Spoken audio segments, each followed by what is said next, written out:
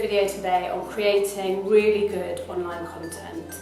We do so much of it for other brands, we do it for ourselves. I come from a writing background, so for Step Up that's a bonus, but I've definitely had to amend my style for online writing. So we just thought it was a really useful trick of kind of hacks to make good, readable online content. Yeah, when we first started doing it, we really struggled with getting the right tone of voice, what are the headlines that we want to read because they're different to what people might read in print, what's the ideal length, and just generally how do we write really, really compelling content, whether that's for brands or whether that's just personal content to sit on our own site. And it's something that we've worked really, really hard at, and we know that it's so important. Having amazing, readable content and being able to produce a lot of it is really, really key to having a successful blog. So we are going to give you our secrets. Yeah, basically our secrets now. So I'm going to start with something which is very simple, and actually simple is kind of the key idea behind this, and that's the vocabulary that you use.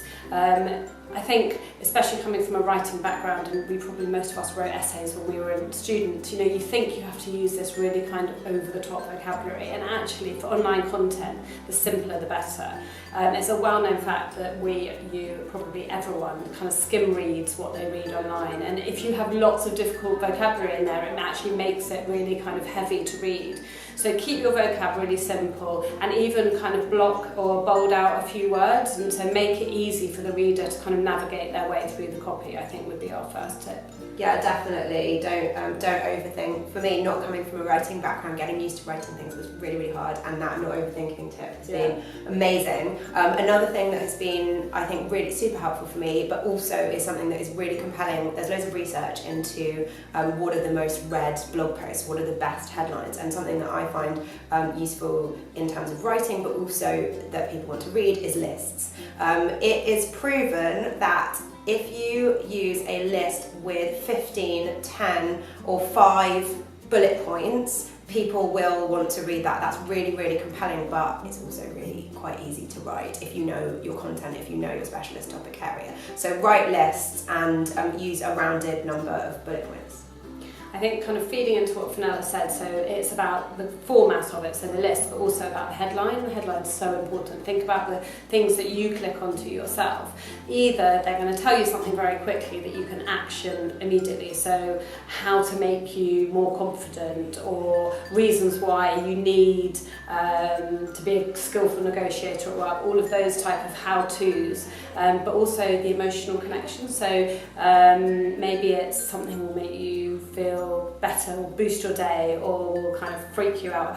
Apparently freak you out or this will be freaking amazing is like the key word for being clicked on. So we have to try and somehow get there. Yeah, we haven't managed it yet. Yeah, there's not much freaking in careers, but we will get there. Yeah, it's all about the emotional pull. It's something you see and you just have to read it. The tone of voice is something that has taken us a while, I think, to perfect. Especially, most of you will probably be writing your blog as an individual, but if you're writing your blog as a duo, like we are, that tone of voice becomes even more important. So, who is talking? Is it we? Is it I? What's your tone of voice? Are you funny? Are you serious? Are you an expert? And make sure that that tone of voice is consistent, but also most importantly authentic. People have got to really believe in your tone as much as they've got to believe in your content. And I think lastly, I would say think about your online content sitting within all your platforms. So if you're doing a blog post, make sure you've got an accompanying Instagram picture or Twitter comment or something on your Facebook that you can post, so that you've got a real synergy across all of them, because you can repurpose so much of your own blog content. It is your content that you've produced at the end of the day. So use it a lot and make a relationship, build that relationship between all your platforms, and it will really boost your content that you've got. Yeah, and hyperlink. Yeah, so hyperlink through your blog, make sure that you're hyperlinking back. If you're mentioning a brand, hyperlink back to the brand, hyperlink back to old blog posts that you remember that might be relevant. And that way you create this symbiosis not only between your blog and your social media, but also through your blog and the rest of the internet as a whole. And most importantly, you'll become a lot more searchable. Our top hacks for making readable content that people will want to look at and that will drive loads and loads of traffic to your blog.